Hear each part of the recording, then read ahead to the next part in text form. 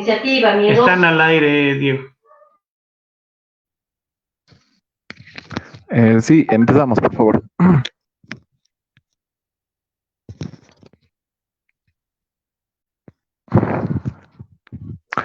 ¿Qué tal? Muy buenas tardes. Sean todos bienvenidos a su programa Nuestros Saberes, parte del sector que conformaría del Tejiendo Nuestra Historia, un periodismo real. Queremos dar la bienvenida a todos los que nos están viendo ahora por medio de las redes sociales. Como explicábamos hace un momento, es un sector de diálogo, un sector que se abre a, más que todo, analizar cuestiones referidas a nivel ideológico y a nivel al mismo tiempo práctico, ¿no? En esta oportunidad tenemos dos invitados de lujo. Se encuentra con nosotros Juan Carlos Pinto. Un poco voy a leer algo de su reseña. Juan Carlos Pinto estudió en el Colegio San Agustín de Cochabamba, estudió sociología en la UNAM, estudió sociología en la Universidad de San Simón de Cochabamba, es ex miembro y fundador del EGTK, director nacional del Servicio Intercultural del Tribunal Supremo Electoral, y el último dato que tenemos es que fue director del área de fortalecimiento ciudadano de la vicepresidencia. ¿Qué tal, Juan Carlos? Muy buenas tardes. Muchas gracias por tu presencia en este sector.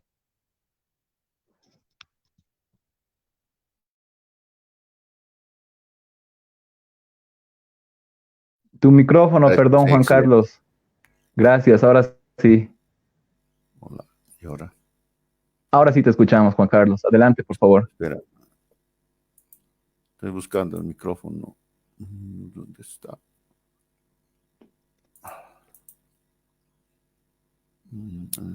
Ya. Hola, ¿ahora sí? Ahora sí te escuchamos. Perfecto, Juan Carlos. Adelante, por favor. No me escucharon nada antes, ¿no? ¿Sí? No, ¿Hola? Juan Carlos, no. Ya.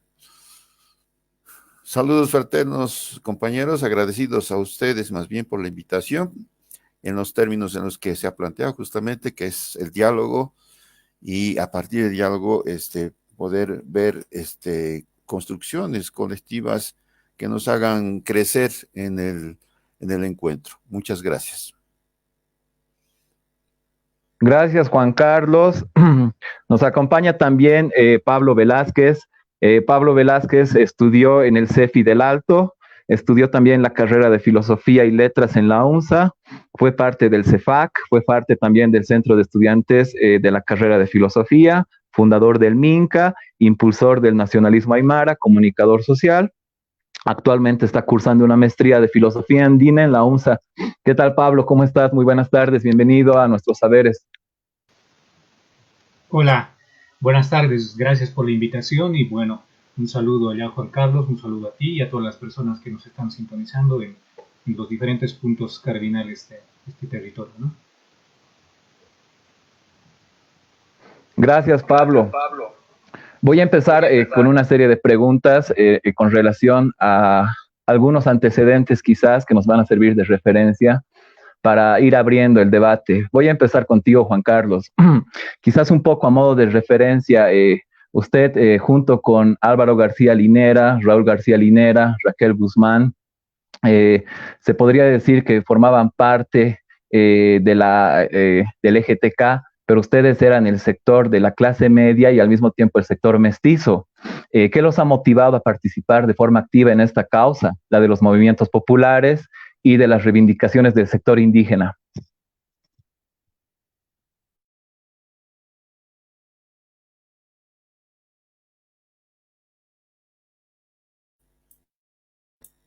¿Ahora sí? ¿Hola? Le escuchamos, Juan Carlos. ¿Ha escuchado mi pregunta, perdón? Sí, escuché.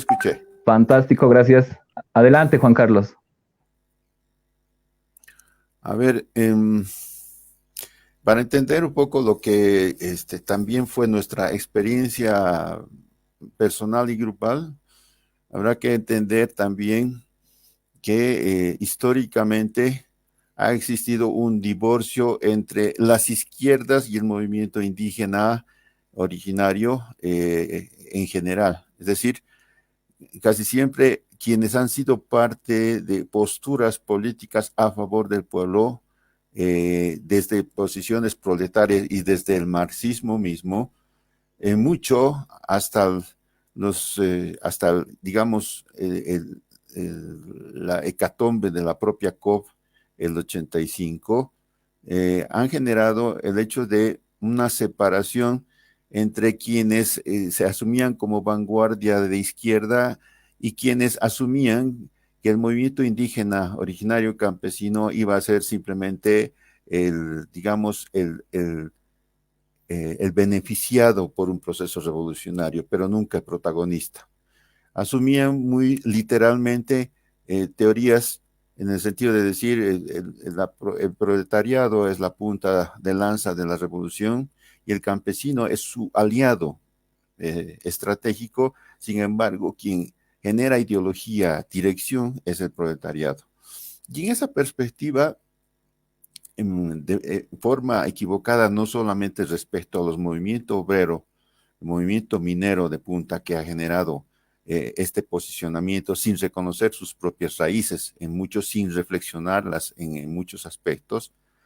También hubo una izquierda en los 70s, parte de los 80s, de la clase media, que también interpelaba al sistema, pero sin dejar que fluyera esa interpelación a una transformación de las formas orgánicas que existían en la propia izquierda. Teníamos una izquierda elitista, una izquierda segregadora de los sectores populares y de los sectores indígenas originarios en particular. Frente a toda esa situación, nosotros somos parte de una oleada tardía, digamos, de la clase media, que empezó a decir, pero ¿cómo es posible que pensemos que nosotros, la clase media, somos los que dirijamos cuando no somos ni la mayoría, ni tenemos la raíz fundamental para transformar, aunque tengamos una identidad?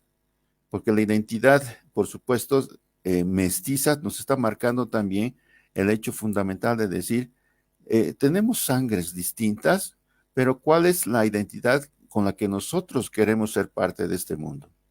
Y es un cuestionamiento permanente, no solo como clase, sino como identidad. Es decir, somos mestizos, nuestra identidad puede prevalecer para según la clase media señorial que tenemos normalmente, el hecho de decir mis raíces europeas o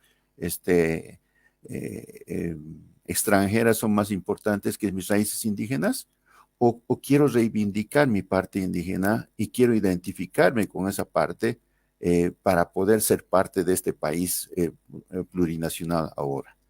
En ese sentido es que nosotros nos hicimos parte de esta reflexión y asumimos que solamente siendo parte de un movimiento mayor podíamos reivindicar nosotros mismos como una identidad en marcha para poder construir algo colectivo en relación a Bolivia en particular.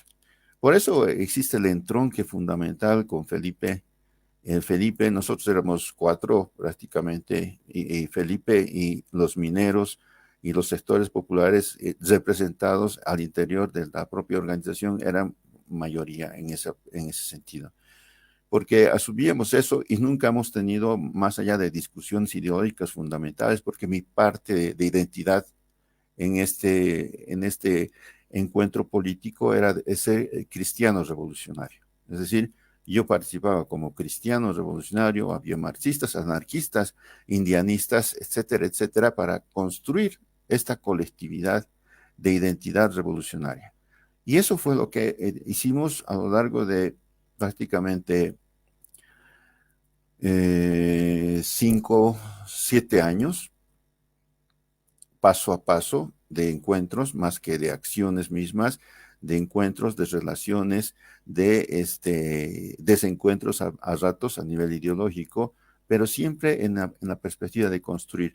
Por eso siento que esta experiencia que nos ha tocado vivir a nosotros ha sido un preludio importante de lo que deberíamos generar también en el país, es decir, no es la clase media la que dirige la clase media como clase, sino la identidad es la que marca, por una parte, junto con una posición de clase. Ambas dimensiones para nosotros han sido importantes y en esa perspectiva hemos asumido un papel que nos ha permitido, bueno, sentar las bases de un nuevo debate en su momento, junto con Felipe, y segundo, finalmente aprender las experiencias de, vamos a decir, no sé si llamarlo fracaso, pero sí de las caídas de las que tuvimos y de las que nos levantamos de manera diferente. Es decir, cada uno tuvo una forma de levantarse y reivindicar lo que en definitiva nos motivaba a estar en la cárcel durante 5 años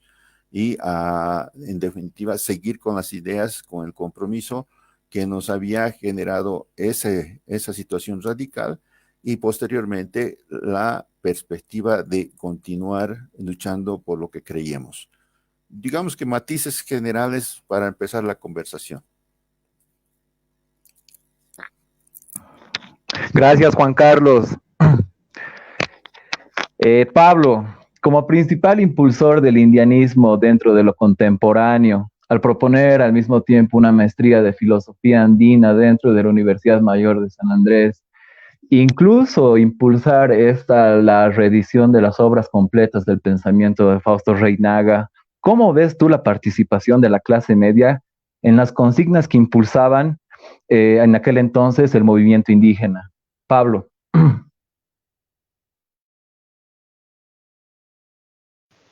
Bueno, a ver, creo que en realidad el asunto es un poco la perspectiva de la cual se aborda el problema, ¿no? Si podemos considerar que Bolivia está bien, bueno, no tendría sentido mayor encontrarnos o discutir sobre por dónde vamos o por dónde no. Pero resulta que Bolivia tiene problemas grandes y esto obviamente, estos problemas estructurales tienen que ver con el sentido de interpretación que podamos darle. A lo que tú refieres, por ejemplo, la clase media, desde el punto de vista del indianismo y en alguna medida también del catarismo, tiene que ver con dos composiciones de clase media, ¿no? Yendo un poco al discurso marxista. Primero, para nosotros, la división de clases no aplica por completo, porque resulta que, por ejemplo, la clase media, entre comillas, siempre vivió del Estado y nunca produjo nada. Y eso se ha manifestado hasta el anterior gobierno, que salió recientemente de Evo Morales, el del MAS. Y bueno, esa condición no se ha roto, ¿no? Segundo, por ejemplo, las clases sociales, los estamentos sociales que se pueden caracterizar en lo que es en este territorio, tienen que ver con el suceso importante que se divide en dos partes, el colonialismo externo y el colonialismo interno, ¿no? Seguramente muchos conocerán, pero tiene que ver con que el colonialismo interno, otra potencia vino de afuera, se marchó, pero dejó sus secuelas sociales y mentales en todos, ¿no? Pero resulta que estas secuelas genera otro colonialismo que se llama el colonialismo interno y bueno, tiene consecuencias de todo tipo y en este caso también en la identidad.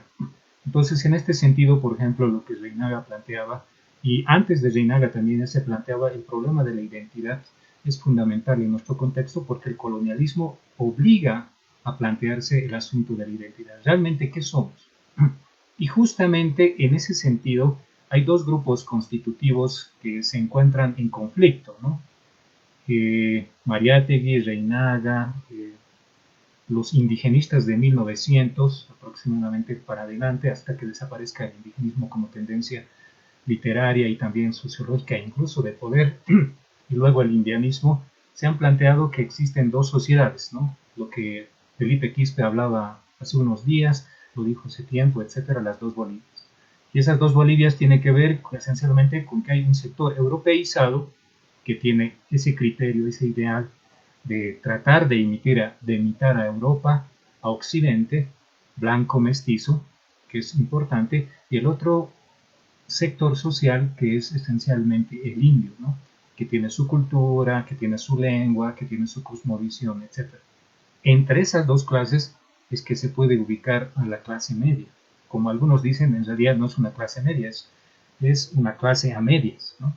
Es decir, en el proceso de constitución, de avance social, de lo que podría ser de lo proletario al, entre comillas, lo burgués siendo clase media, la clase media de Bolivia en realidad es el blanco pobre.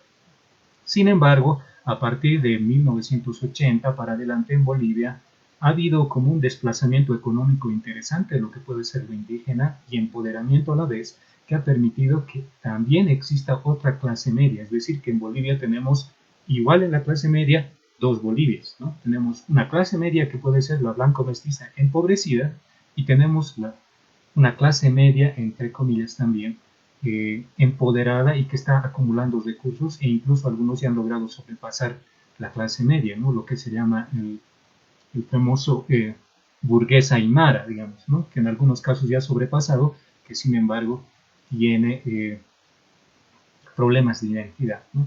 Ahora, a pesar de estos dos orígenes, el problema de identidad yo creo que es fuerte, porque la clase media en realidad, y tal vez más claramente lo mestizo, se identifica con lo cholo y lo virlocho.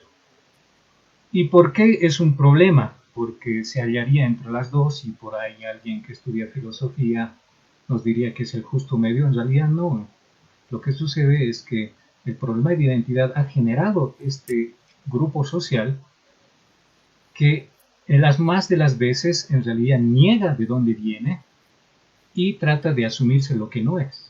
Es decir, blanco se blanquea, ¿no? Hay varias historias, no solamente en Bolivia, sino en todo el contexto, tanto en Chile como en Perú, como en Argentina, donde está, por ejemplo, Locoya, claramente, donde estos sectores se blanquean, no solamente somáticamente, sino también se blanquean culturalmente, ¿no? Sin embargo, al final de cuentas, al llegar al fin del sendero, igual nomás son repelidos, tanto por lo que puede ser el entorno del cholaje blanco mestizo, o finalmente si uno quiere salir del país y se va a Europa, igual nomás uno no es aceptado por las condiciones que nos ya conocen, ¿no? Es decir, que no se acepta a lo que no es europeo. Entonces, en este sentido, ya para finalizar, es que la clase media en realidad tiene un problema enorme, primero de identidad, luego de ubicación social económica, porque no produce, nunca ha producido nada. Y claro, la respuesta desde el punto de vista del indianismo sería, ¿qué se hace con la clase media? ¿Qué se hace con el cholo? Que en alguna medida son gran parte los universitarios, los entre comillas profesionales, etcétera, que tienen problemas de identidad.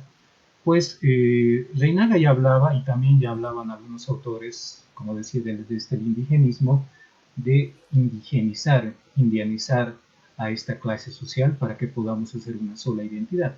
Porque al otro lado no los reciben porque no son, entre comillas, de pura cepa como los otros pretenden ser. Ahora, otra cosa importante, yo creo que también tiene que ver con que clase media no es lo mismo que mestizo, ¿no?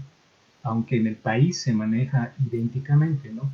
El mestizo en realidad tiene que ver con un fenómeno en dos sentidos en nuestro contexto. Uno primero, el mestizo que aplica a nivel mundial, es decir, todas las culturas, los negros, los blancos, todas las razas, los amarillos, como pueda denominarse, esta cuestión de la raza que ha quedado atrás pero que no ha sido resuelta, todos somos mestizos, ¿no? También los indígenas. Sin embargo, esto tiene importancia en nuestro contexto porque lo mestizo en realidad ha servido como una manera de poder autonegarse de la identidad indígena que uno conlleva, ¿no? Muchas veces, incluso dentro del indianismo, hablando de Felipe Quispe y otras tendencias un poco más duras, han hablado de que, por ejemplo, personas como yo que estudiamos, digamos, filosofía o que estamos en las universidades, por tener lentes o vivir en las ciudades, ya carecemos de identidad india, en este caso aymara propiamente, pero eso obviamente no tiene asidero, ¿no? Por el otro lado, también pasa lo mismo, cuando uno se manifiesta de esta manera, conociendo ya la cultura occidental, que es una de las cosas que ahora es obligación conocer, sin negar lo que tenemos, igual del sector blanco, mestizo, entre comillas también, que es discutible, e igual tienden a negar la identidad que uno tiene, ¿no? Entonces, el potencial de lo que puede ser la clase media con problemas de identidad en realidad viene a poder ser un puntal de lo que podría ser la constitución de lo que en Bolivia es el problema estructural, el problema del ser nacional. Y desde el indianismo lo que decimos, lo que hay que hacer con la clase media, en este caso con el cholo, es indianizarlo, porque no hay otra alternativa. Eso sería algunas palabras sobre el caso. Gracias, Pablo. Les voy a pedir que tratemos de ser más concisos para que esto vaya fluyendo y cuando no estén hablando, corten sus micrófonos para evitar el eco. Muchas gracias. Juan Carlos, mencionabas hace un momento la necesidad de dos elementos para constituir la conciencia de clase, la identidad y la posición de clase que uno vendría a asumir, que vendrían a ser dos factores cruciales para luego conformar una protesta reivindicativa o incluso ser parte quizás de un grupo que vendría a tener esas consignas. ¿Cómo ves tú esto de la identidad, de lo que mencionaba Pablo, de la carencia de identidad de la clase media y al mismo tiempo de ese sector indígena? ¿Qué identidad tiene el mestizo y más allá de su posición de clase? O sea, a partir de qué identidad va a empezar a sentirse interpelado con relación a las desigualdades que suceden tanto a nivel de producción como a nivel de segregación y otros, ¿no? Juan Carlos, por favor. Yo empezaría una reflexión un poco a nivel genérico y no hablaría de, digamos, la clase media, sino de la pequeña burguesía que produce el sistema capitalista del cual somos parte a nivel mundial. Y en este sistema a nivel mundial ha existido clases medias que han generado un discurso de transformación revolucionaria.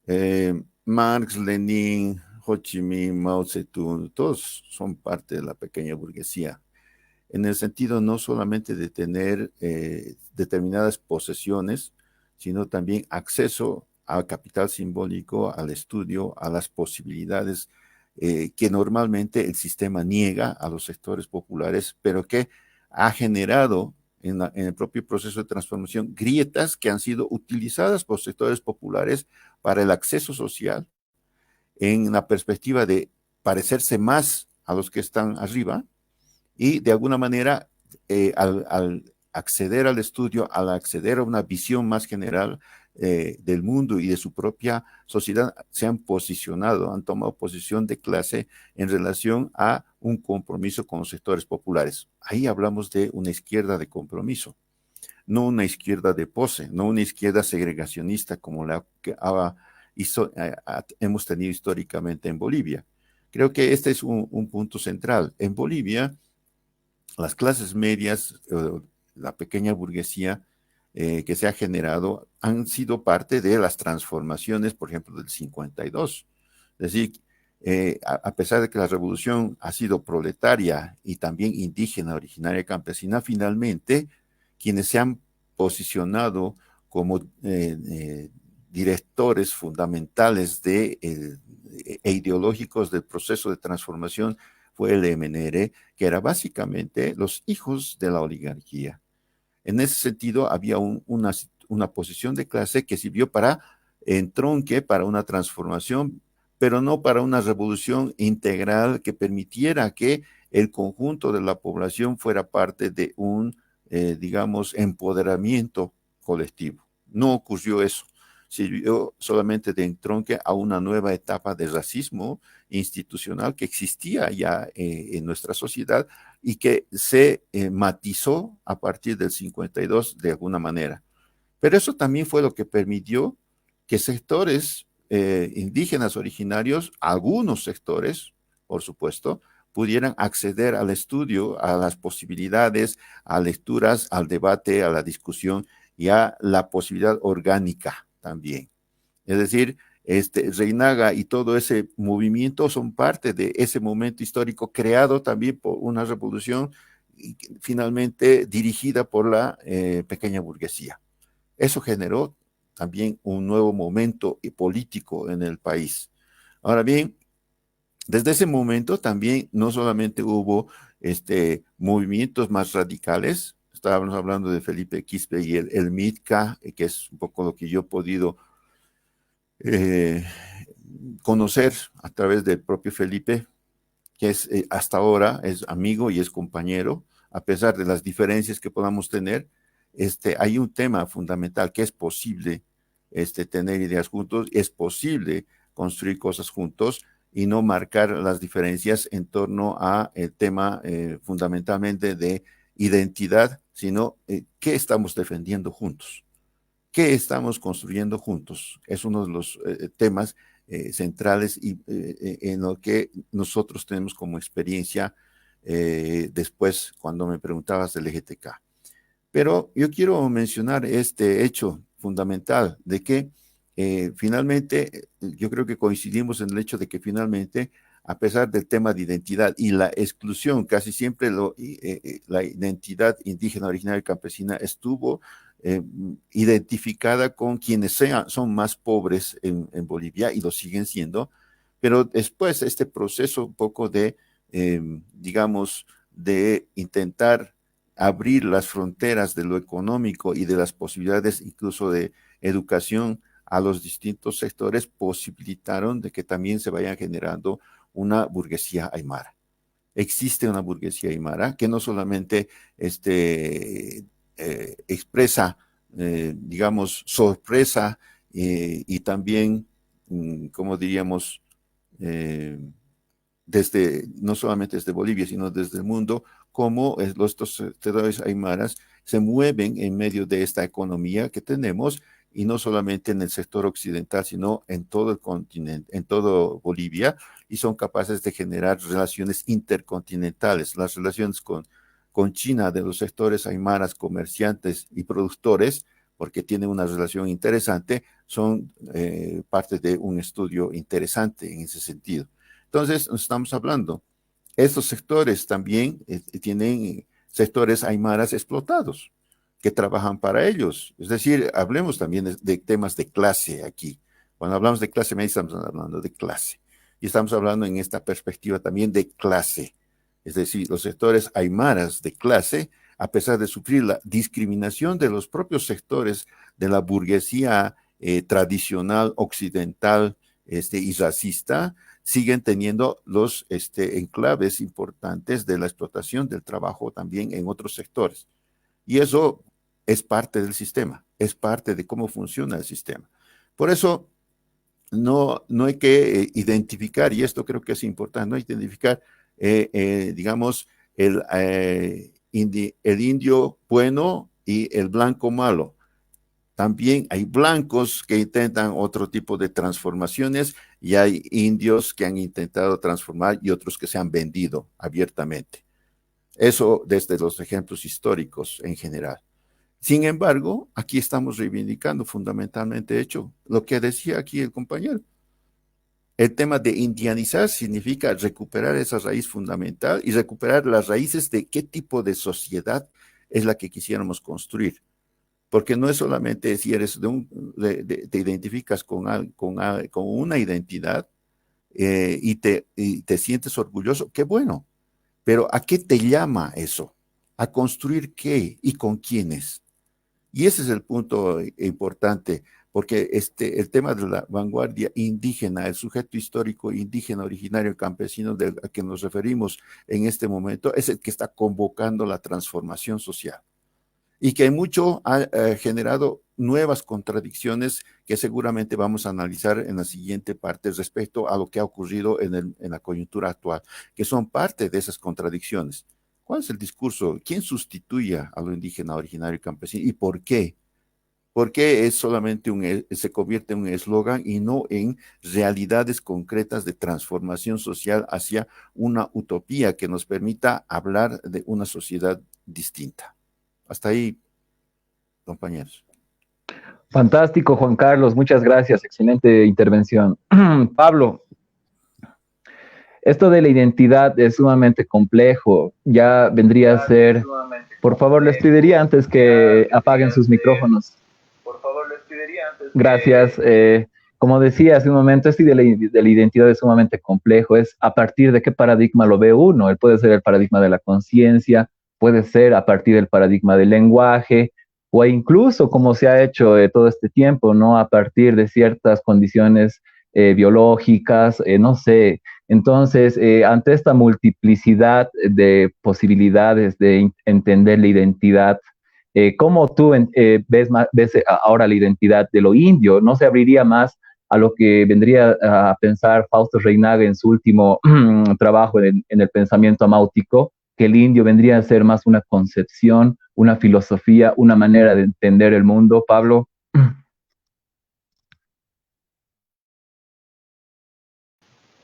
Bien, bueno,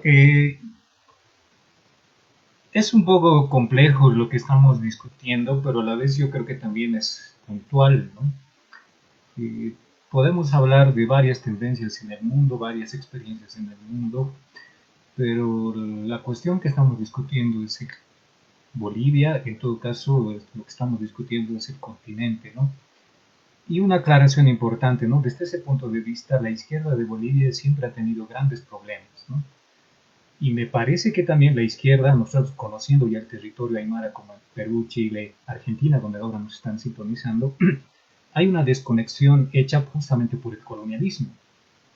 Y el colonialismo se ejerce por los estados. El estado boliviano, por excelencia, el nombre mismo es colonial, es un invento, una imposición que se ha hecho a ciertos sectores sociales, a la mayoría, por un manojito de una casta. Lo mismo ha sucedido en los otros territorios. Ahora bien, desde esa perspectiva, lo que se está discutiendo en realidad es lo nacional, el asunto nacional de estos estados. Y en el caso concreto de Bolivia, el problema nacional de Bolivia. Bolivia, todos queremos, entre comillas, que Bolivia sea un gran estado, un estado que tenga institucionalidad, que responda a las necesidades de sus ciudadanos, etcétera, ¿no? Y dentro de esto, obviamente, tiene que ver la identidad. Sin embargo, el estado boliviano, como tal, es un fracaso hasta el día de hoy. El estado boliviano no tiene la capacidad de poder llegar a los 4 puntos cardinales donde el Colla y la Aymara sí llegan. El Estado boliviano no tiene la capacidad de poder crear una forma de hombre, que es lo que debe tender la educación, porque hasta ahora todos los gobiernos nunca han sentado una institucionalidad, sino que han sido grupos pequeños que han manejado como quieran y como aventureros han dejado a su suerte una vez que salgan del gobierno. Entonces, el asunto del problema nacional es importante porque repercute constantemente. Ahora mismo nos encontramos en una encrucijada. Resulta que en Santa Cruz hay un grupo de extranjeros, pero extranjeros ni siquiera de por lo menos una tercera generación, segunda generación, extranjeros de primera generación que tratan de aprovecharse de los recursos naturales que tiene este territorio y sobreponerse sobre los auténticos habitantes de este territorio. Y en este sentido, la palabra indio corresponde, ¿no? Reinaga hablaba, por ejemplo, lo que tú mencionas, Diego, y para todas las personas que nos están sintonizando, Reinaga hablaba algo importante. Hablaba de que indio era una de las características para poder nombrar al oprimido, es decir, al colonizado a nivel continental. Y nos permitía unificar una lucha de variadas naciones para poder luchar contra el colonizador, ¿no? Ahora bien, es cierto, el indio puede tener algunas cosas que pueden no solo ser para el indio, sino para toda la sociedad, también para el blanco, también para el negro, también para, obviamente, todo el mundo a nivel general. Sin embargo, el problema no está en que haya una utopía detrás. Hay varias utopías en varias partes del mundo y obviamente cada uno aportará a ese horizonte general humano, pero en este momento lo que estamos hablando no es de la cuestión humana, estamos hablando de algo concreto del indio en el cual es suyo, y desde esta perspectiva, como les decía, tiene que ver con esta idea de lo nacional. Y lo nacional necesariamente tiene que responderse a partir de sus habitantes. Y bueno, ahí me recuerda un poco a mí, y es un poco respondiendo a Juan Carlos Pinto, y hablando algunas veces también con Felipe, que tiene un carácter algo difícil. Sin embargo, yo reconozco su trabajo y a lo largo del tiempo le ha dedicado toda su vida a esta cuestión de luchar por sus reivindicaciones, por sus ideales. Eh, yo creo que el problema fundamental, y tomando el caso del LGTK, ha sido que se ha intentado unir agua con aceite.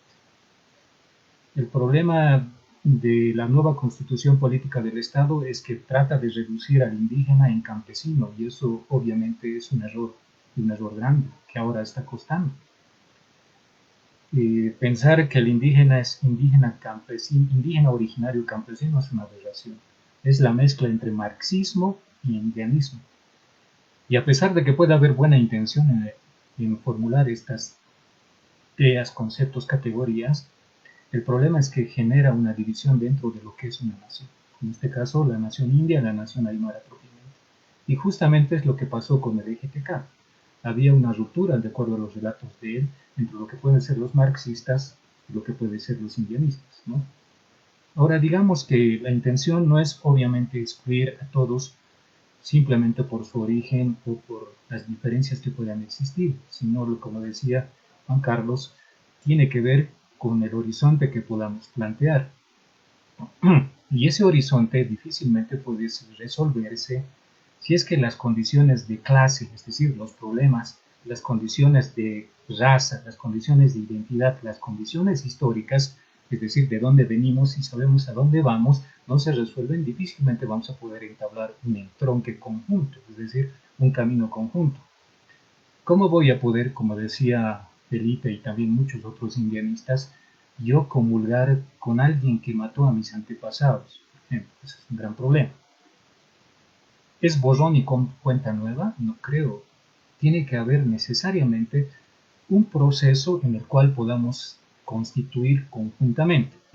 Ahora bien, desde el punto de vista del sentido común, si el indio es mayoría, ¿por qué el indio no gobierna Bolivia? Esa es la gran pregunta que se hace en gran parte de la población.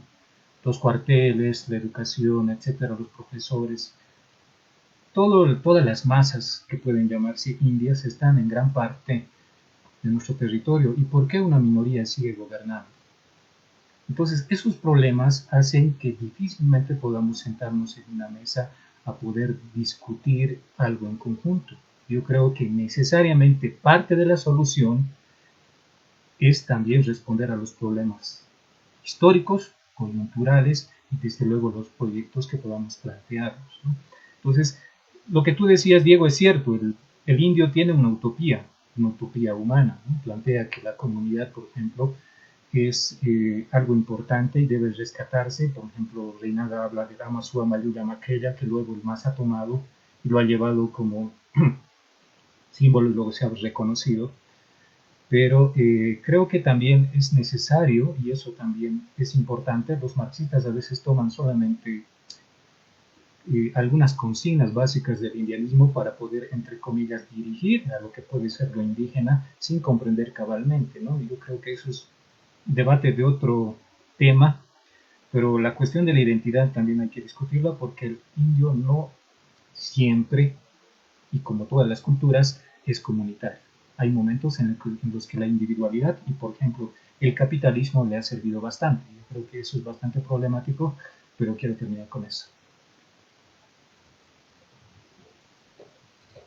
Gracias, Pablo. Interesante crítica. Y es cierto, en cierto punto, lo que tú señalas en relación a algunas cuestiones referidas a lo que vendría a ser el revanchismo quizás que existe por parte del sector indígena o de el sector indígena con relación a lo que ha sucedido hace 500 años. Este discurso constituye parte quizás también del pensamiento de Fausto Reinaga, pero como hemos visto en anteriores sesiones, esto es en función a periodos que él tenía, ¿no? Yo quiero rescatar más esta parte quizás de la que mencionaba hace un momento, que está en el pensamiento amáutico de Fausto Reinaga, que me parece sumamente interesante porque es la última etapa de su pensamiento, ¿no? De que el indio no es color de piel, no es color de cuero, el indio es pensamiento y fe.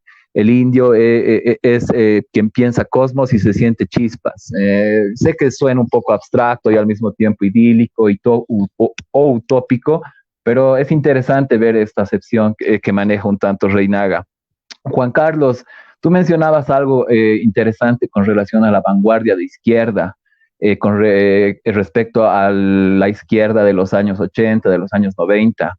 Esta vanguardia era la que terminaba bajando la línea, las bases, y esto es en función también a lo que se ha constituido en la falencia o en la carencia de un proletariado boliviano. La necesidad de una vanguardia, la necesidad de que exista una línea que sea transmitida de arriba para abajo, una especie de verticalismo, si se quiere, impulsado quizás por el leninismo, ¿no? También ante la carencia de un proletariado. En aquel entonces, en la Revolución Rusa, existía solamente campesinos estamos hablando periodos después del zar. Entonces, esto se ha constituido también en una de las principales herejías históricas, ¿no?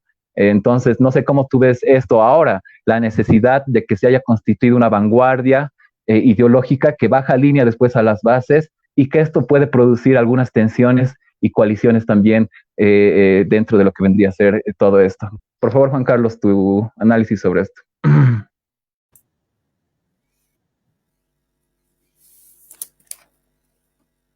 Lo podemos enganchar con el nivel histórico en el que el tema del propio sindicato que se fue generando en los sindicatos que se fueron generando en las minas y la izquierda embrionaria que surgió allá y que existió a lo largo de varios años por ser parte de los cuadros políticos en las minas. Es decir, la izquierda en Bolivia existía gracias a justamente esos cuadros luchadores que estaban en contacto con la realidad directamente y también absorbían una postura ideológica donde los ampliados mineros eran prácticamente escuelas políticas para los mineros de base que se formaban en ese proceso.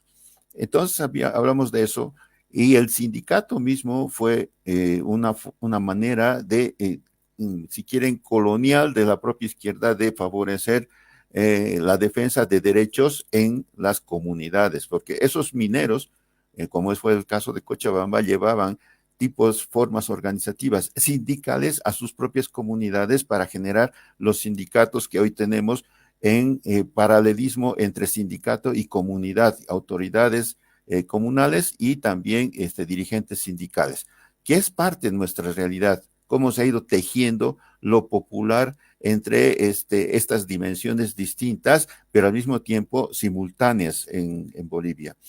Pero habrá que pensar también de que la lectura de lo indígena originario y campesino, como dice la Constitución, y ahí le voy a señalar un poco un tema a Pablo, no es un tema homogéneo en toda Bolivia.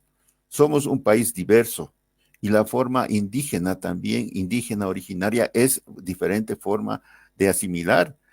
En un debate, yo he sido parte un poco del apoyo a la Asamblea Constituyente, a los compañeros del pacto, y parte de esa reflexión que se hacía era los de Occidente, los aymaras en particular y los quechuas, se asumen como identidades originarias, no como indígenas. Esa palabra les suena extraña. En cambio, había una reivindicación indígena de los pueblos del Oriente y que habían sido, sobre todo, motivada, acompañada por las ONGs, por la iglesia, etcétera, pero habían forjado en ese sentido su identidad. Y junto a esas dos identidades estaba el tema de los chapacos, los tarijeños y algunos de otros sectores, pero principalmente de Tarija, que decían, nosotros somos campesinos, no somos, no, nuestra identidad es esa. Por eso surge el concepto nuevo, esto del indígena originario campesino, como un concepto puente, no como una forma de imposición, porque ninguno de los sectores en ese debate constituyente se ponía de acuerdo, porque nadie quería ser o identificarse con el otro en esa perspectiva. Y esto puede ser parte de un proceso de discusión y de reflexión. Algo así como la identidad es un tema con el que puedes tener una identidad cultural de la forma en la que tú te sitúa tu familia, tus relaciones, etcétera, etcétera. Pero la identidad en sí misma, asumida como si fuera clase para sí, significa una toma de conciencia de lo que significa para ti, para tu entorno y lo que significa como proyección y como revolución. Porque en esa perspectiva estamos hablando también de cómo no es el tema de decir ser aymara simplemente, sino ser aymara y asumir de que tienes que luchar desde esa identidad para sentirte orgulloso y ser parte de la construcción de un país al que te pertenece. Este es el punto central. ¿Cómo hacemos es que esta diversidad se detone en sus identidades para construir este país en su diversidad? No para imponer uno a otro, Es decir, los aymaras tienen un ensamblaje ideológico mayor que otras identidades, pero eso debería sumar y debe sumar, ayudar a sumar a las identidades y no a imponer. Creo que los procesos son distintos y los procesos deberían caminar en esa perspectiva. Lo que pasa es que quizás este tema era inicialmente discutido en el proceso, pero después se dejó de lado porque finalmente el tema indígena original quedó como eslogan antes que una forma de asumir, como decía bien el compañero, de cómo lo que son mayoría y son el puntal central de un proceso no se convierten también en el baluarte fundamental de la construcción del Estado distinto, de la forma distinta en la que queremos hacer sociedad. Pero esto nos lleva también a las raíces del propio sistema capitalista en su conjunto. Porque la misma pregunta podríamos hacer respecto a los pobres del mundo. Los pobres del mundo son la mayoría y sin embargo gobiernan los ricos. En todas las sociedades, bueno, la mayoría de las sociedades ocurre así. ¿Y por qué? ¿Por qué los pobres se someten al poderío de los ricos? Y en este caso estamos hablando con la variable racista más en este país. ¿Por qué se someten? Precisamente porque hay una dominación ideológica. Porque los pobres han asumido que dices, no somos capaces de hacerlo. Nosotros nos han enseñado de que nuestro papel es trabajar y de ellos mandar. Esa raíz colonial que nosotros tenemos encima es una raíz también ideológica dentro del capitalismo en general. Es decir, los pobres dicen, no, yo no nací para mandar, yo puedo trabajar y yo quiero ocuparme de mi familia. Y entonces me repliego a ese nivel mínimo cuando lo que significa, lo que exige la sociedad de parte de esa mayoría es justamente las ideas para construir un mundo distinto, un mundo diferente.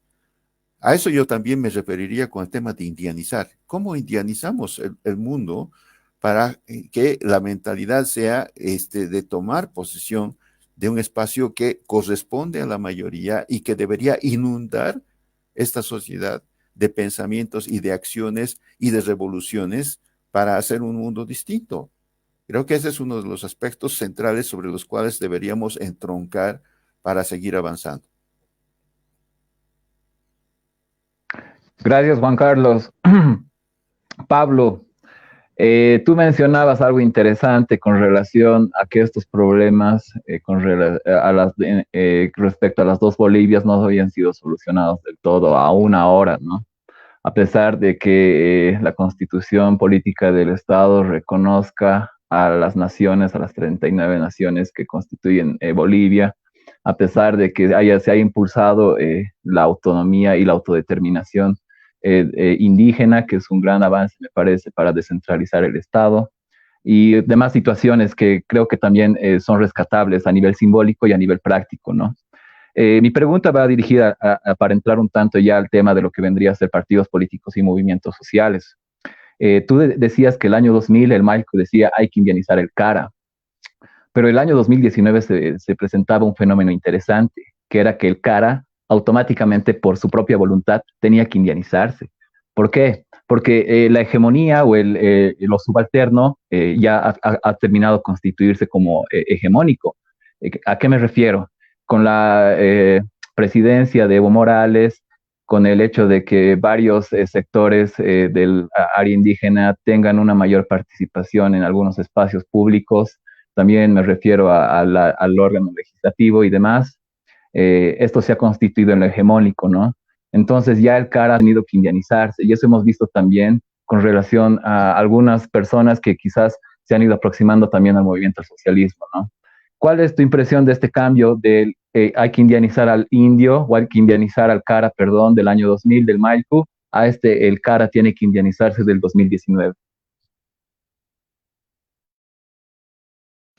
Bien.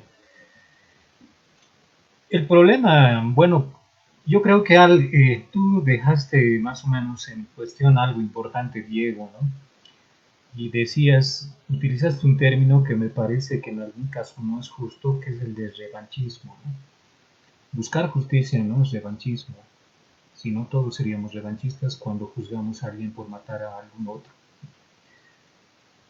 Y bueno, dejemos de lado, por decirlo así, la parte histórica que es fundamental en realidad del hombre. De hecho, desde la perspectiva histórica, es decir, neta histórica, la historia constituye al hombre, ¿no? Pero dejando de lado lo histórico, resulta que en realidad gran parte de lo que viene atrás, para no utilizar la palabra histórico, todavía nos afecta diariamente. Entonces, he ahí el problema. Resulta que lo que sucedió antes, si de pronto no tendría vigencia hasta ahora, podría ser olvidado. Pero en cuanto sigue vigente y permite que una sociedad se imponga sobre otra, creo que no se puede hablar de revanchismo. De lo que se trata es de hablar de solucionar que haya condiciones básicas desde el punto de vista de los derechos, igualdad de condiciones para las personas, y desde el punto de vista de la política, que la mayoría, es decir, si somos 10 y hay una minoría que son 3, la mayoría tiene más capacidad por el número que tiene de gobernar, ¿no? Y autogobernarse. Entonces creo que el discurso no es solamente histórico, sino tiene que ver con nuestro presente y con nuestro futuro, un poco de lo que hablaba Juan Carlos, eso me parece importante. Sin embargo, un poco referido a lo que mencionaban también, lo indígena campesino, eso no quiero dejarlo pendiente, en alguna medida ha sido si se puede decir, una salida a un problema que se arrastraba constantemente, pero que lastimosamente, en vez de ayudar a poder conformar, recuperar, reconstituir lo que puede ser la identidad, ha ayudado a restar. De tal manera que, por ejemplo, la ciudad del Alto, que es por excelencia aymara, y es la ciudad más habitada después de Santa Cruz aquí en el país, no puede considerarse indígena porque para ser indígena hay que ser campesino.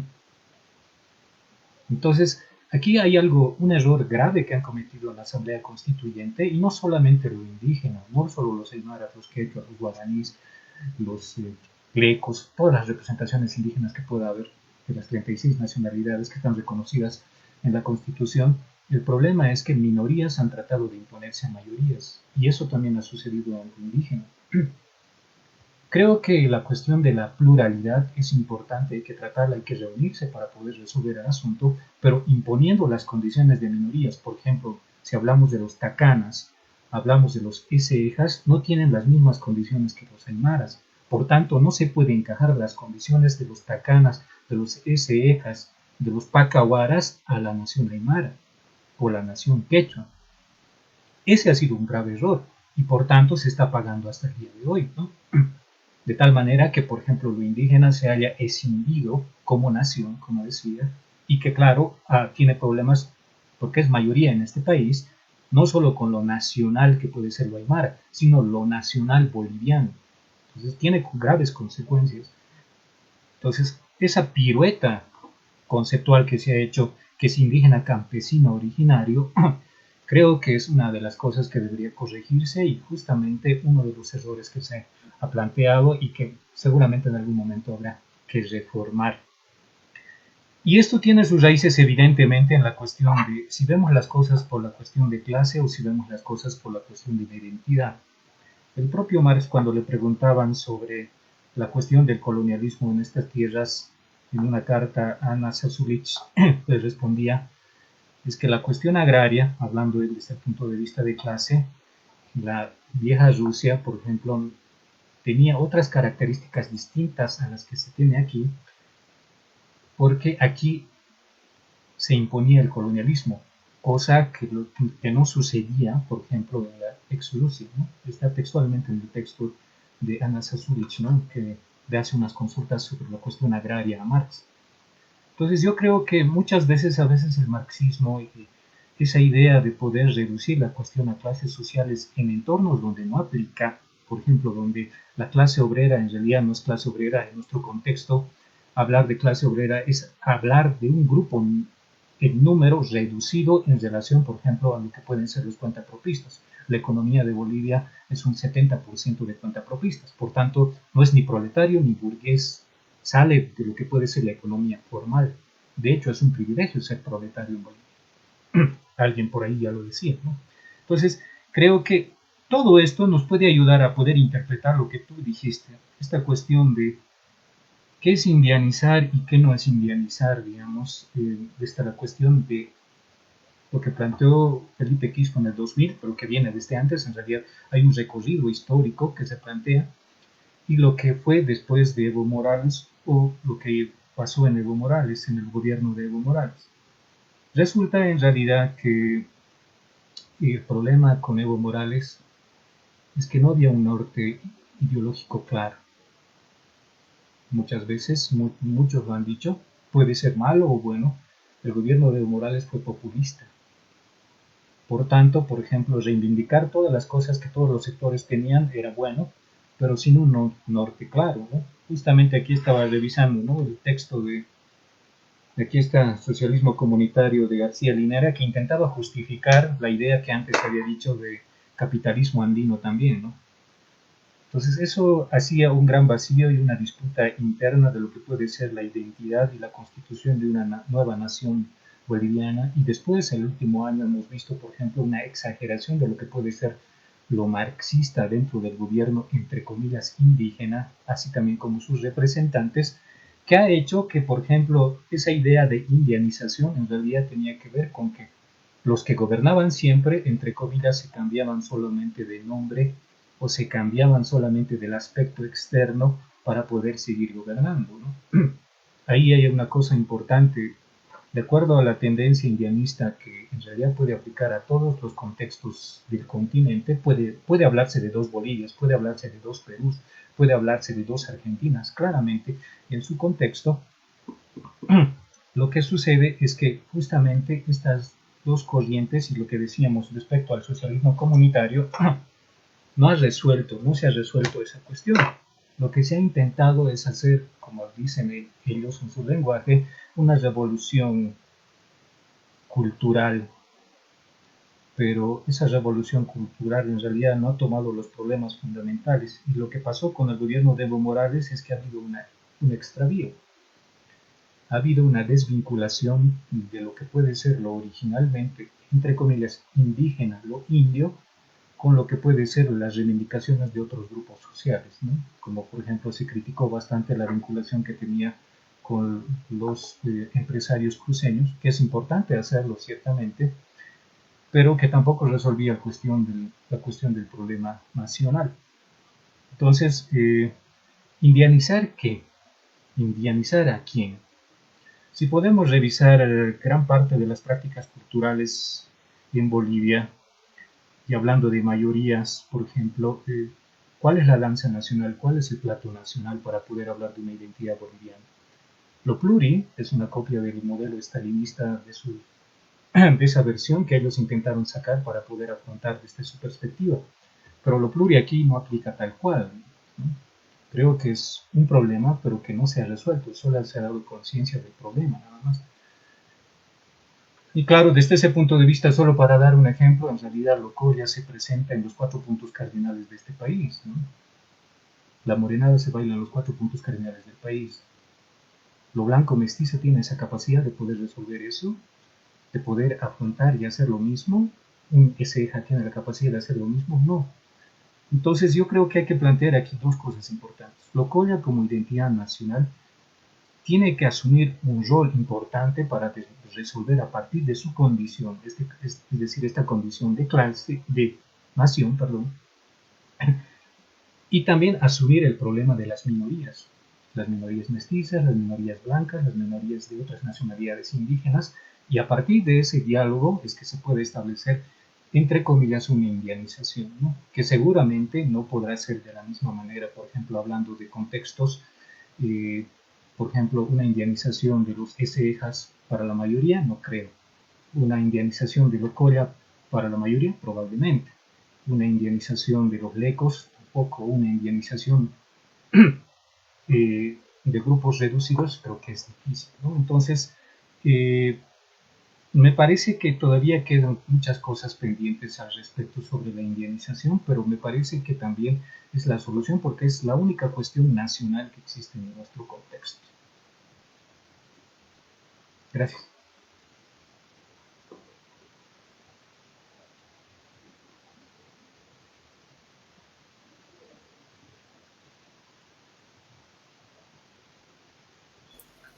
Gracias, gracias Pablo. Estábamos en la primera hora de su programa Nuestros Saberes, estábamos viendo algo de ideología, algo al mismo tiempo de lo que vendría a ser el tema de la identidad. Y se preguntarán ustedes por qué hemos empezado con esto, por qué hemos arrancado con estos temas. La actual coyuntura exige repensar quizás un poco el papel o el rol de los movimientos sociales y la participación que tienen también los partidos políticos, o incluso la posible fusión que exista entre el Estado o los partidos políticos y los movimientos sociales, ¿no? Estas ambigüedades que pueden quedar un poco quizás entre comillas, algunas tensiones que se van generando también, tensiones dialécticas quizás de poder, tensiones igual de lo que vendrían a ser las perspectivas que maneja cada sector, etcétera, ¿no? Entonces, vamos entrando un poco en tema.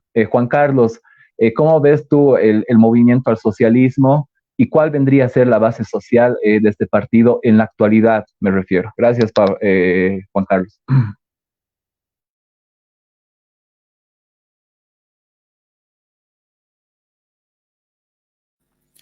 Pero sí habría que mencionar, y es parte de las discusiones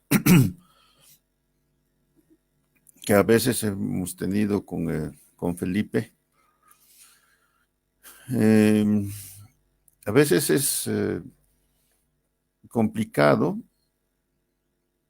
asumir un papel de vanguardismo, es decir, generar un norte desde una identidad como la aymara, que es fuerte en relación a las demás, y no asumir que hay diferentes niveles de conciencia y de asunción de la identidad en otras. Simplemente para contextualizar lo que antes se decía, cuando se genera el concepto indígena originario campesino en la Constitución, no es porque los abogados o los ideólogos pequeño burgueses se les ocurre, y no porque las tres fracciones llegan a ese punto de empate, si quieres. Y no se podía decir, no, aquí vamos a poner lo originario como eje central porque es el horizonte sobre el que caminamos. No, porque ese era el nivel de conciencia que existía en ese momento y sigue existiendo hasta ahora. Es decir, qué niveles de deliberación hemos abierto para poder alcanzar una lectura más abierta, más de contexto y más de unificación respecto al tema, por ejemplo, de indianizar nuestro discurso y nuestra perspectiva histórica. Es parte de una discusión, es parte de un avance y un proceso. En esa perspectiva también hay que leer. Segundo, yo creo que a veces podríamos quedarnos solamente con una lectura del marxismo de manual de la URSS y no asumir que hay muchos textos que asumen un debate distinto y que permiten un entronque precisamente en muchos aspectos respecto a esta realidad que estamos discutiendo. Hay muchos textos inéditos que se han sacado recién, más allá de Vera Sasulich, de Marx, de reivindicación de la comuna rural rusa. Como decir, esta es la comunidad, este es el comunismo del que estamos hablando. No necesitamos que transiten hacia el capitalismo para después pasar al socialismo. Así lo decía Marx, estamos hablando del comunismo. Este es el punto, el modelo fundamental sobre el cual estamos pensando el comunismo en general para la sociedad, esta comuna rural rusa. Esta era parte del debate y de la discusión. Esos son los textos que hay que recuperar como entronque, no como confrontación, o como parte de una confrontación ideológica, de acuerdo en esa perspectiva. Y finalmente, decir que en este contexto, yo creo que el más ha sido quien ha ayudado a sumar las identidades diversas, y en eso ha sumado identidades y organizaciones indígenas y originarias y obreras, etcétera, a un proyecto común y sobre todo, más que un proyecto, una identidad que generaba proyecto. Es decir, el Evo no es porque ser cocalero que ha podido concentrar la atención y sumar a la gente. Ha sumado porque representaba esa identidad indígena, originaria y campesina del país desde diferentes miradas, es decir, era una mirada reivindicativa de lo que significaba esa transformación frente al oprobio anterior, a la colonia anterior, justamente, que había generado un neoliberalismo que había puesto en evidencia justamente, precisamente, el hecho de que este país no solamente oprimía, exprimía económicamente, sino oprimía socialmente y culturalmente a las diversidades. Creo que ese fue el entronque inicial. Pero ese entronque inicial convertido en Estado tuvo diferentes formas de reacción. Reacción clasista, desde mi perspectiva, y de identidad.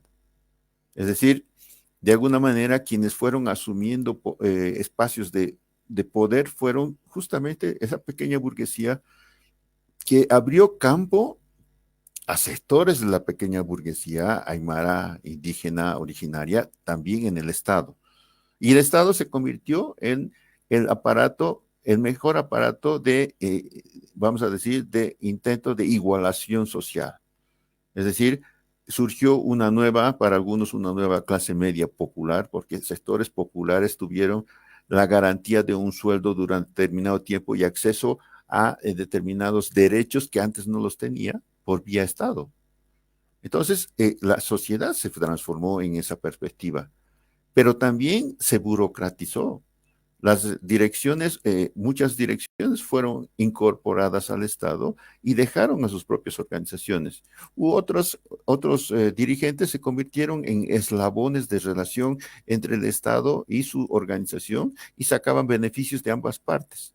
Es decir, conseguir pegas, conseguir beneficios para su sector, etcétera, etcétera. Y se perdió la visión nacional, la visión de conjunto. Es decir, ¿quién quedó como visión de conjunto? Justamente el Estado. Y las organizaciones sociales se quedaron como un accesorio de beneficiarios, en el sentido de decir, qué bueno que hace, qué bien que hace canchitas, qué bien que hace escuelas, etcétera, qué bueno. Pero las propuestas, el hecho de asumir de que justamente el movimiento popular es la vanguardia y que el Estado es su instrumento, eso era teoría. Se fue al revés, como siempre ocurrió en la historia, de alguna manera. Ahora un Estado benéfico, entre comillas, y un liderazgo único. En esa perspectiva, estamos invirtiendo algo que se había propuesto como parte de la utopía, justamente. Supuestamente Evo somos todos. ¿Cómo es el tema de formación?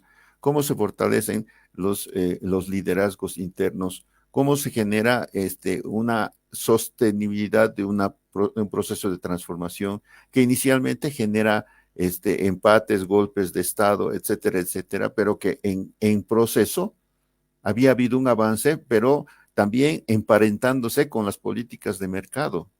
Ser exitosos en el mercado era la forma de entender el desarrollo importante para el país y no entender que teníamos que potenciar la otra manera de ser que de la que habíamos hablado en la utopía, de la que estábamos hablando como perspectiva política distinta.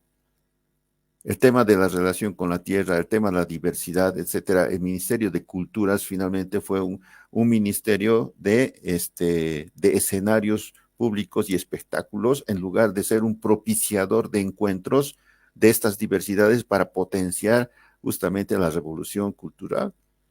En realidad no hubo, creo que mencionaba por ahí, la revolución democrático-cultural, no hubo. La mayor revolución de ese proceso fue la inclusión de sectores indígenas, originarios, campesinos y populares a estatalidad en diversos aspectos, a la experiencia, etcétera, etcétera, a la representación local en alcaldías, en el parlamento, etcétera, que se inundó de la diversidad. Y ese es un logro importante, pero también es una limitación ideológica mirar el hecho de decir, pero los incorporamos, pero hicieron lo mismo, o no hicieron. si no hay una lectura histórica de pensar. De hecho, este es un primer momento, pero las grandes limitaciones ideológicas se expresaron para mostrarnos que muchos de los que, siendo indígenas originarios, siendo dirigentes, se incorporaron, rápidamente fueron absorbidos por el propio sistema y terminaron haciendo uso de los beneficios que les daba el puesto. Entonces, ahí terminó la conciencia.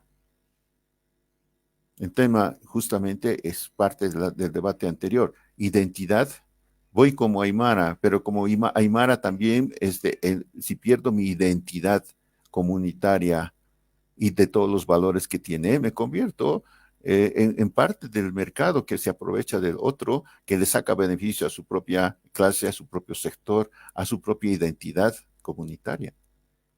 Este ha sido un poco el tamiz sobre el que nos hemos movido estos 3 años, una experiencia importante, fundamental, que ha explotado en su parte final como ha terminado. Y necesitamos sacar lecciones importantes hacia adelante en esa perspectiva para seguir avanzando. Hasta ahí yo, compañeros. Gracias, Juan Carlos. Vamos, tenemos 19 minutos exactamente para ir concluyendo este programa. En la última parte les voy a pedir que vayan pensando una pregunta para cada interlocutor. Pablo le va a hacer una pregunta a Juan Carlos y Juan Carlos le va a hacer una pregunta a Pablo. En los últimos 10 minutos, por favor. Pablo, tú mencionabas algo sumamente interesante. La historia constituye al hombre, decías tú. En realidad, este también es uno de los principios del materialismo dialéctico, o del materialismo histórico, perdón. En sí es la parte de la configuración también de cómo se va dando los procesos históricos y al mismo tiempo las revoluciones. Tiene mucha relación con la dialéctica y demás situaciones, ¿no? Yo quería rescatar lo que decía Juan Carlos hace un momento, que estos sectores han tratado de legitimarse a partir del Estado. O sea, que lo han visto más como un medio de legitimación, tanto a nivel de poder o a nivel de capital social, ¿no? O capital económico también. Me parece interesante igual la observación que hace Juan Carlos con relación a que se hacía una valoración de cómo estaba el Estado, cómo estábamos avanzando en función a los índices de productividad o los índices de producción que tenía con relación al mercado. Cuando en realidad estas nuevas clases medias en ascenso, que según varios indicadores estos últimos 10 años han entrado y han reconfigurado el panorama social de cómo estaba antes, lo han hecho a partir del consumo. O sea, estos sectores, ¿cómo ingresan a la clase media? Lo hacen a partir del consumo, ¿no? Un consumo fetichizado, un consumo alienado y un consumo inscrito también en las relaciones de mercado. En ese sentido, terminan siendo esta nueva clase media el garante de las relaciones de desigualdad y al mismo tiempo lo que se termina reproduciendo de manera inmediata. Pablo, ¿tú cómo ves esto de la inclusión del sector indígena en los niveles estatales y también en otros lugares, Pablo? Bueno, a ver, yo creo que hay que ser claros sobre algo. La cuestión de estos 14 años en que ha gobernado Evo Morales, yo inicialmente votaba por Evo Morales, marché, estuve en el 2003, etcétera. Es muy importante porque resulta que es una oportunidad histórica. No es la oportunidad de Evo Morales, no es la oportunidad de un partido político el MAS, es la oportunidad del indio que ha estado luchando 500 años. He ahí el problema, porque perder esta gran oportunidad sabiendo y teniendo el tiempo suficiente como para poder hacer los cambios necesarios, porque no estuvieron 5 años, estuvieron 14 años, 13 años si se quiere, no ha habido cambios notables en los problemas estructurales. De ahí un poco respecto a la cuestión de poder ver qué pasa con el poder, como esta condición histórica de poder luchar por días mejores, pero en concreto por luchar días mejores de los excluidos en nuestro contexto, que son los indígenas, ha tenido que relacionarse con el Estado.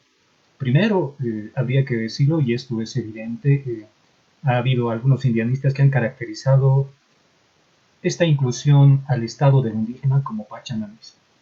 Es Es decir, que en realidad no ha habido una inclusión en las decisiones importantes del Estado, sino simplemente una inclusión superflua, folclórica, entre comillas simbólica, ni siquiera llegando a lo simbólico con profundidad, sino simplemente pintoresca, etcétera.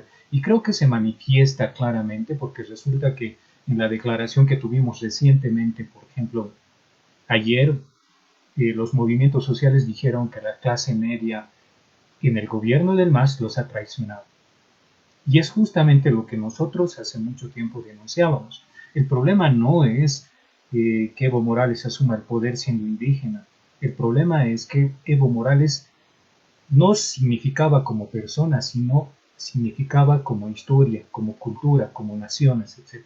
Y desde ese punto de vista, el Estado, el Estado y ejercer el poder dentro del Estado, no lo ha hecho correctamente porque justamente tenía una cúpula, entre comillas, la mayoría de izquierda, aunque también ha entrado de derecha, y ese es el gran problema, que ha impedido que los sectores indígenas de variadas representaciones, en nuestro caso el Aymara, etcétera, no hayan tenido espacio suficiente como para decidir ciertas cosas que obviamente se debían venir. Algo que me preocupa a mí bastante y obviamente que ahora a nosotros nos preocupa en este contexto todo lo que puede ser lo popular y también, entre comillas, la clase media, es que este gobierno de facto se está manteniendo por la fuerza de la bota militar. Pero resulta que hace un par de años, increíblemente, las propias Fuerzas Armadas, los sargentos y suboficiales, que son esencialmente indígenas, han pedido a este gobierno que haga una descolonización de las Fuerzas Armadas. ¿Qué pasó? No tengo la más remota idea de lo que pasó internamente en la decisión del gobierno, pero el resultado fue que se destituyeron 700, se dieron 700 bajas en las Fuerzas Armadas a estos sargentos, a estos suboficiales que pedían que hubiera una descolonización de las Fuerzas Armadas. ¿Qué hubiera pasado si se hubieran descolonizado las Fuerzas Armadas? Por ejemplo, el resultado de Sacaba y el resultado de Sencata seguramente sería distinto. Entonces, esa prueba de ver cómo manejaban las cosas en el gobierno del MAS, yo creo que es algo preocupante porque, como decía, una cosa, el indio siempre ha estado preocupado por la ascensión del poder, de hecho le viene de la idea marxista, ¿no? La toma del poder. 30 segundos, perdón, Pablo. Claro que sí, claro que sí. Pero la otra cosa es que no se ha preocupado nunca por ejercer el poder, ¿no? Y creo que eso tiene que ver con una perspectiva de generación, ¿no? Muchas veces nuestros padres, justamente nuestros abuelos, estaban muy contentos con Evo Morales porque veían por primera vez a un indígena en esos espacios. Pero creo que para 14 años fue insuficiente. Y la perspectiva de generación de la que tenemos nosotros y los que vienen, en realidad ya no tiene que ver solamente con que tenga cara morena, sino que sepa gobernar y que sepa ejercer el poder para que los días que vengan no sean trágicos como los que estamos viviendo ahora. Hasta ahí llego. Gracias, Pablo. Perdón por cortarte, pero para ir cerrando sus micrófonos, gracias. La última pregunta que les hago, esta es la última ronda de preguntas, luego pasamos a las preguntas que tienen ustedes. Juan Carlos, Pablo mencionaba algo interesante y es 2 semanas de movilización. El Malcus en sus declaraciones decía algo interesante en el último debate que ha tenido con el Tata Quispe. Lo comparaba con Evo Morales e incluso decía que Evo Morales era un pongo político de Álvaro García Linera, de Juan Ramón Quintana y de Romero. Al mismo tiempo, Segundina Flores, en una declaración que hacía, la máxima representante de las Bartolinas, decía que las clases medias han estado dirigiendo todo este tiempo el proceso de cambio. En relación a esto y en relación a lo que mencionaba Pablo, ¿cuál es tu apreciación, Juan Carlos? Luego pasamos a la ronda de preguntas. Gracias.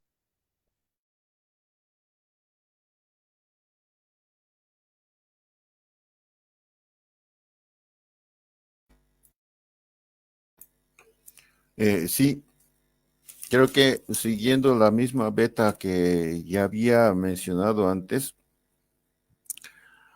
el Estado, marcado claramente por la pequeña burguesía, los sectores medios, entre comillas, progresistas, habían marcado el rumbo del país y del Estado plurinacional. Habían generado como prioridad el tema del mercado y la redistribución, generar mejores posibilidades económicas. Y los datos mencionan que ha ocurrido eso.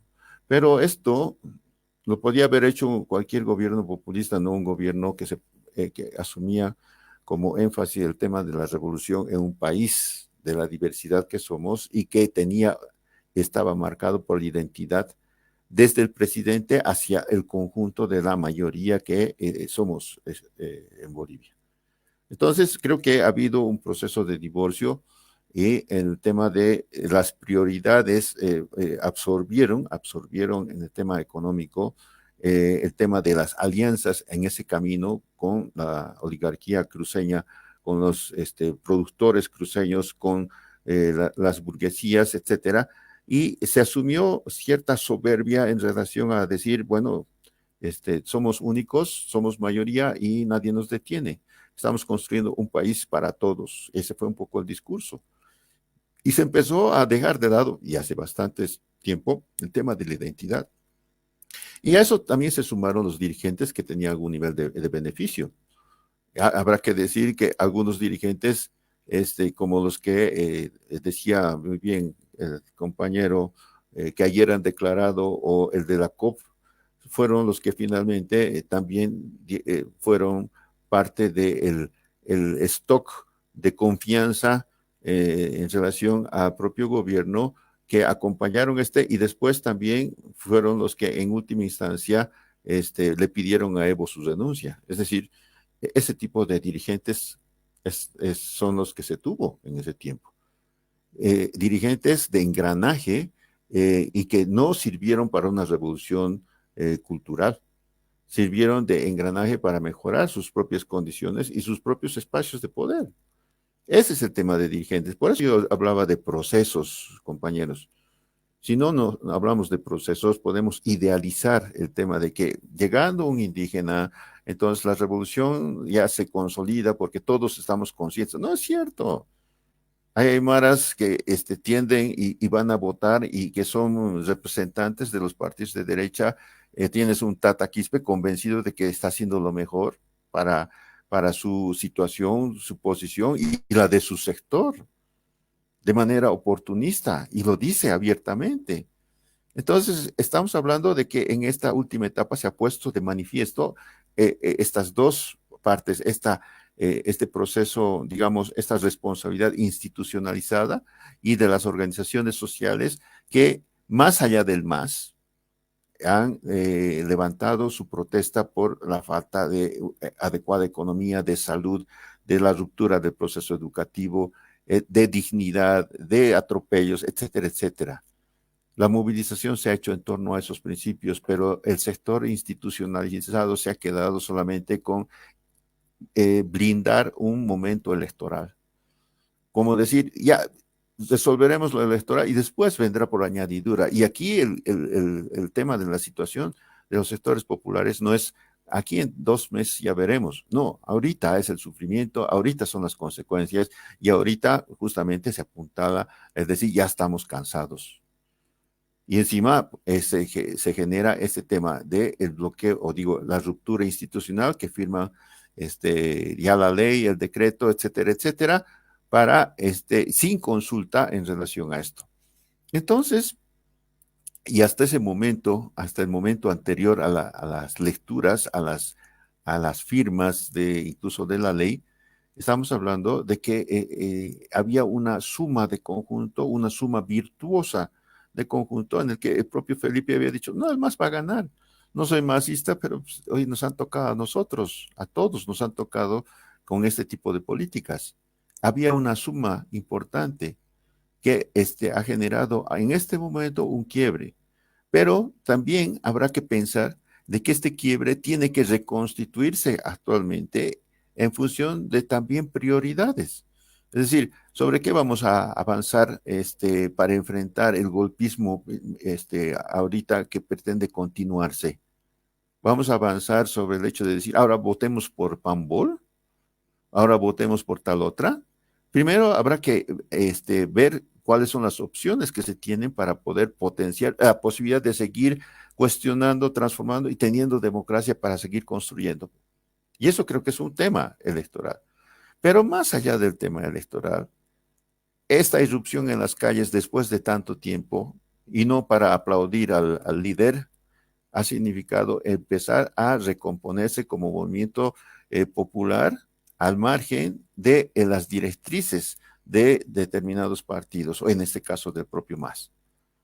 Creo que hay una perspectiva popular que debe seguir sumando y mostrar que tiene fuerza de autoconvocatoria, y el movimiento indianista debe tener una fuerza importante, y Felipe lo está demostrando en ese sentido, no solo por su historial, sino porque lo que habla identifica al conjunto, y eso es lo que existe y está empezando a marcarse en todos los sectores. Creo que estamos entrando a un nuevo momento, que tenemos que potenciar una situación electoral, sí, pero también tenemos que ser claros que posiblemente ni siquiera el momento electoral podamos llegar, porque lo que se está armando es otro golpe de Estado, posiblemente, y necesitamos que el movimiento popular tenga claro que más allá de tener un instrumento, tenga un horizonte y tenga una reivindicación como la que se ha convocado a salir a las calles ahora y seguir defendiendo con su lucha. Hasta ahí, compañeros.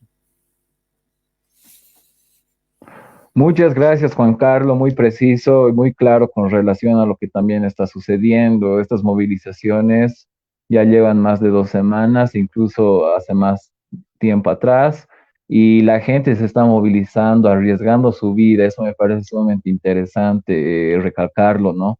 Que está dejando esto de la pandemia por sus derechos, por el futuro quizás de sus hijos, por el futuro de ellos también. Es interesante ver que es muy consciente la gente con relación a lo que está sucediendo. Vamos pasando a la última parte de este diálogo. Les agradezco la verdad a los dos. Vamos pasando a la parte en que se preguntan ustedes. Iniciamos con Tigo, Pablo. ¿Qué pregunta tienes para Juan Carlos? Bueno, la pregunta concreta es, creo que en realidad tiene que ver con el cuestionamiento general que nosotros hacemos, pero no solamente nosotros, sino creo que, entre comillas, otros sectores, incluso otras ideologías, cuestionan es por qué fracasó el Estado plurinacional. Gracias, Pablo. Adelante, Juan Carlos. Gracias, Pablo. Adelante, Juan Carlos. Yo creo que no fracasó, yo creo que fue una etapa necesaria. Por eso mismo, porque yo creo que habremos de ver no solamente como una linealidad la historia, es decir, de quienes tienen la posibilidad de ser vanguardia, tienen que asumir los ritmos que tienen el movimiento popular para ser parte de un proceso y construir una utopía. Yo creo que falta mucho lo que tú decías, pues, y quiero lanzarte también la misma pregunta: ¿qué significa indianizar en el contexto actual? Ahora, más allá del discurso, ¿qué significaría qué significaría indianizar para generar la posibilidad de que la utopía siga vigente?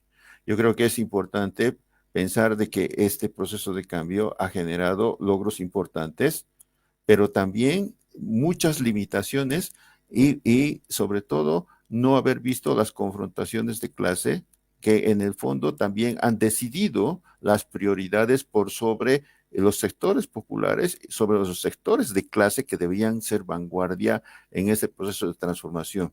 De que la radicalidad que nos permitió enfrentar al neoliberalismo no podía convertirse en un tamiz posterior que nos permitiera simplemente tener enganche con los empresarios. Hoy creo que tenemos que avanzar en una perspectiva mayor, porque yo creo que la gente tiene una mirada más radical sobre los procesos de transformación, pero tenemos que ser claros también el hecho de que necesitamos repolitizarnos y si quieres ponerlo en tus términos, reindianizarnos para poder tener un horizonte colectivo por el cual luchar. Hasta ahí yo, compañero. Y te devuelvo la pregunta en ese sentido. ¿Qué significa indianizar en esta perspectiva del contexto actual de cara a lo que se nos viene hacia adelante? Gracias, Juan Carlos. Pablo, te paso la pregunta. Bueno, Creo que, bueno, antes de responder algo muy breve sobre la cuestión de que si se logró en realidad en el gobierno de Evo Morales empoderar a lo indígena, y no, lo que dije, las Fuerzas Armadas, pero también sobre todo, por ejemplo, por las relaciones internacionales que se tuvieron. Y resulta que nuestros comerciantes, el comercio informal dentro de Bolivia ocupa un 70%, pero cuando Evo Morales fue, por ejemplo, a la China a encontrarse con el presidente, también con su representación diplomática, no es ni una gestión para este sector social que en realidad sería lo que puede ser la burguesía nacional. Desde el punto de vista marxista, en Bolivia no hay una burguesía nacional. Nosotros también somos conscientes que no hay. La única burguesía nacional del que puede hablarse es la burguesía aymara. Lo demás, lo que se encuentra en Santa Cruz, lo que se encuentra en otros sectores, es burguesía alemana, italiana, croata, etc. Y eso el gobierno de MAS no cambió. He ahí el problema, la cuestión de la economía. Y si hablamos de educación, si hablamos de otros aspectos en los cuales habría que ser responsable, no solamente clichés, no solamente frases, volveré y seré millones, no solamente jayaya, era importante asumir. Y creo que aquí no se puede poner el justificativo de que no había personas responsables al respecto, sino que había gente calificada, hay aymaras calificados, quechuas calificados, guaraníes calificados para poder asumir aquello. Lo que pasó es que el MAS se cerró bajo un entorno, Evo Morales como buen florero se cerró bajo un entorno marxista y otros partidos más que lastimosamente pertenecen a una casta, en este caso histórica que ya conocemos, y que lastimosamente llevó a este declive, ¿no? O sea, ya conocemos el resultado y bueno, no hay de otra. Ahora, muy bien, yo quiero indianizar en este contexto, creo que en alguna medida Juan Carlos ya lo dijo, sí tiene que ver con politizar, ¿no? Porque indianizar es asumir una posición política respecto a la identidad y también esa identidad proyecta una posibilidad del qué hacer a futuro. Pero creo que concretamente, y algo que quiero resaltar, es que en el 52 el MNR, que es muy parecido al MAS, hizo una revolución nacional sin el ser nacional. No comprendió al ser nacional, que era el indio, e hizo una revolución nacional con, entre comillas, un concepto que deniega la identidad, que era lo mestizo.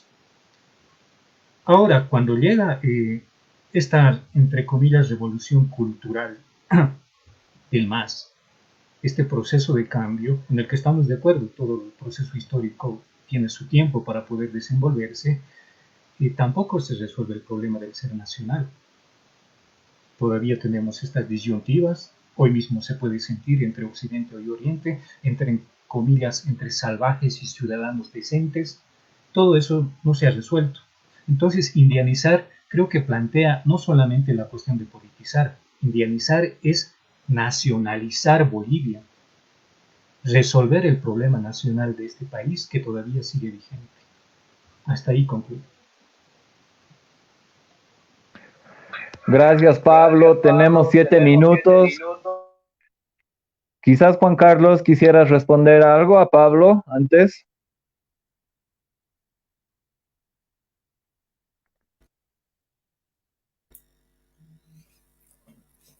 Sí, creo que coincidimos en muchos aspectos. Ahora, el tema es que aparte de la discusión de las miradas que podemos tener desde el haitianismo o del marxismo, el tema es que si sabemos identificar a los enemigos prioritarios, es decir, si sabemos identificar el hecho de que cuándo tenemos que sumar y cuándo tenemos que definitivamente romper. Y eso es parte de lo que ha sido este proceso. Creo que lo que ha significado esta coyuntura ahorita nos apuntala hacia un momento electoral en el que habrá que ver si podemos sumar estas diversidades, pero definitivamente que tienen un entronque, digamos, que nos permite seguir soñando en que podamos seguir construyendo, reconstruyendo la identidad, marcando los pasos fundamentales para lo comunitario en este país, que es nuestra identidad, pero sin embargo se ha diluido en el mundo del mercado. Es parte de lo que tenemos que reivindicar, pero repolitizando, reindianizando, si quieres ponerlo en tus términos, y en esa perspectiva hay un entronque. Creo que hay que sumar ahora y después yo creo que abrir un gran debate al debate necesario y tenemos todos los elementos para hacerlo, para que todos los sectores sean parte de esta construcción colectiva.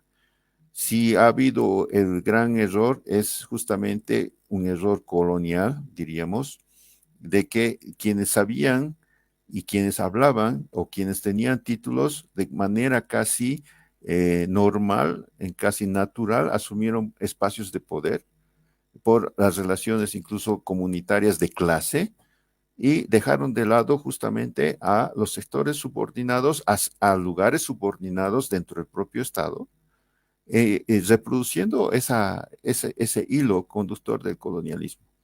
En esa perspectiva, yo creo que no hay que ser muy sutiles, sino más bien evidenciar el hecho de que esta lucha es también una lucha por la cotidianidad de la revolución, que significa no solamente los discursos pachamamistas que nos muestran muy identificados con el movimiento indígena originario, sino que definitivamente sean prácticas políticas distintas las que nos hagan diferentes. Y para eso necesitamos un horizonte político revolucionario sobre el cual hay que insistir y enamorarnos mutuamente con las colectividades para que podamos avanzar. Yo en ese sentido recuerdo mucho el fervor, el convencimiento que tiene Felipe Quispe cuando habla con la gente en ese sentido, que está detonando el sentir suyo junto con el sentir de los otros, y ese punto es fundamental. No es un sentir solamente es un sentir de rabia, pero es también un sentir de posibilidad de construir algo diferente.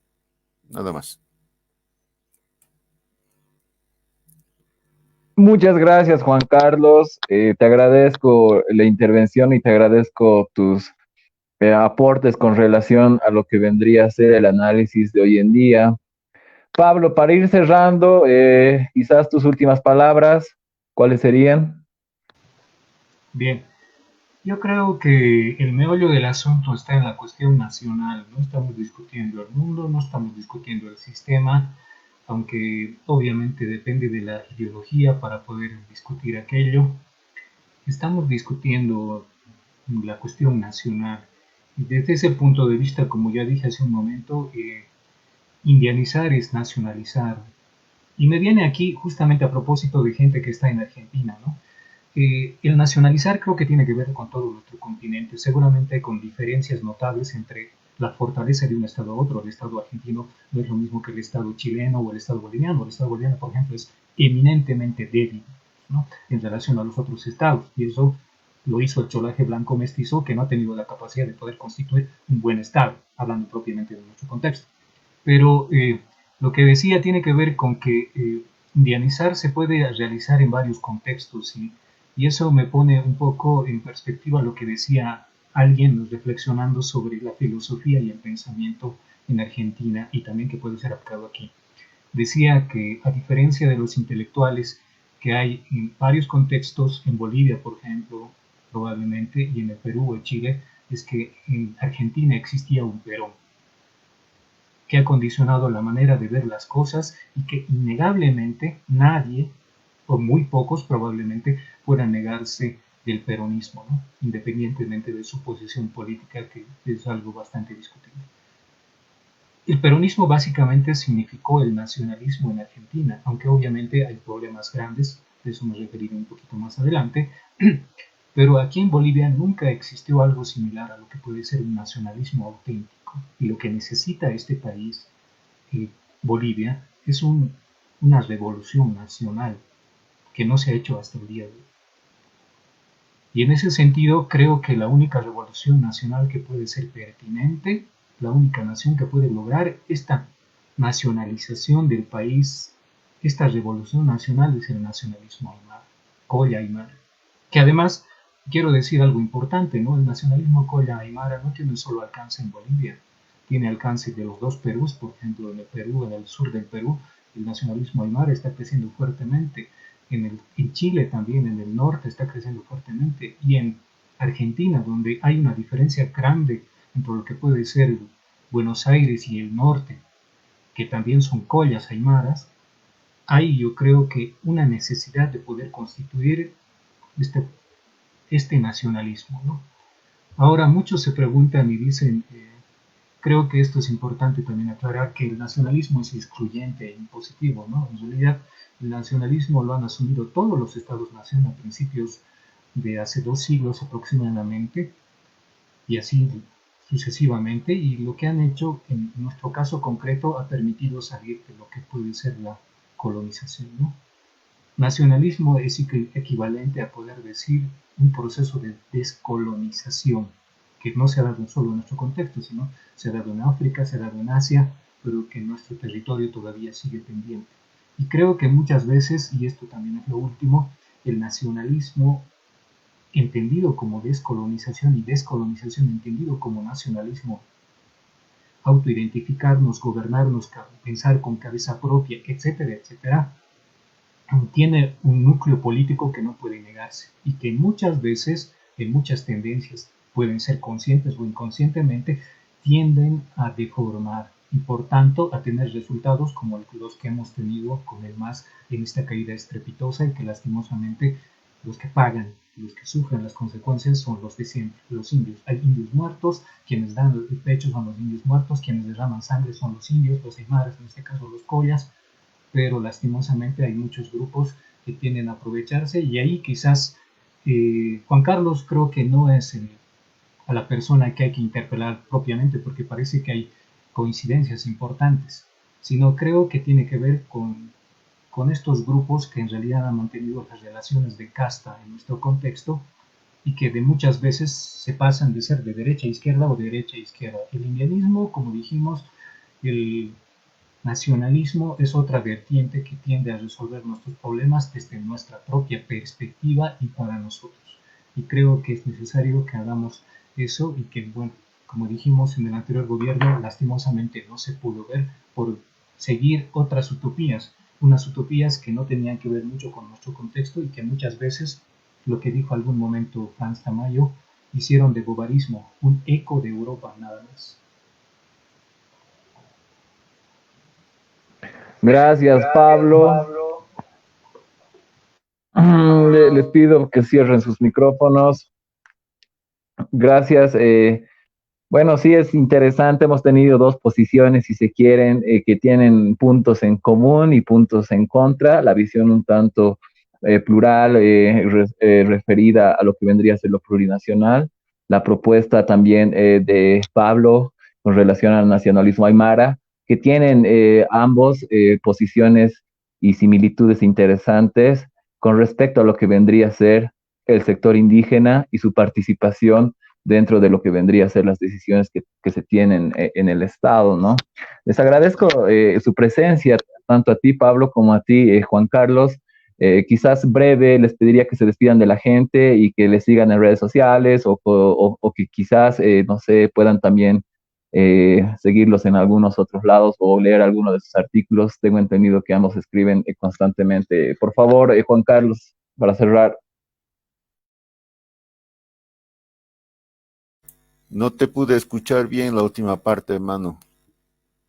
Ya estamos cerrando, Juan Carlos. Quizás para irte despidiendo de la gente, Ya, algo breve. perfecto. Sí. Sí. Agradecerles por el espacio, compañeros. Agradecer al compañero. Creo que siempre es productivo el intercambio. Es una forma de construir comunidad, justamente.